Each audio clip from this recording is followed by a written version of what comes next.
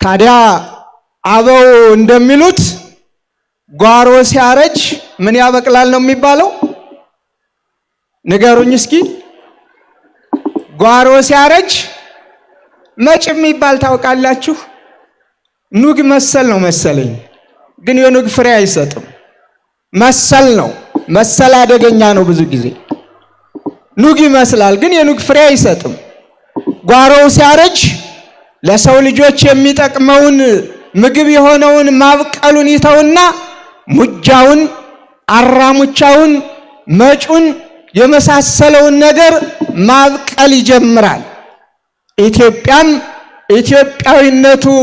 ኢትዮጵያዊነቷ ያረጀ ይመስል ያረጀች አስመስለው ታላቋንና አንጋፋዋን ኦርቶዶክሳዊት ተዋሕዶ ቤተክርስቲያን ገና ሳይፈጠሩ በጣዖት አምልኮ በሰከሩበት ሰዓት ማንነታቸው ሳይታወቅ ክርስቶስን የምታመልከውን፣ ክርስቶስን የምትሰብከውን፣ ለክርስቶስ የምትገዛውን ታላቅና አንጋፋ ቤተክርስቲያን ስም ሲሰጧት እንሰማለን። ነውርም ሲያዋጡላት እናያለን። እግዚአብሔር ይማራቸው፣ ይቅርም ይበላቸው፣ በቃችሁም እንዲላቸው የእግዚአብሔር ቅዱስ ፈቃዱ ይሁን።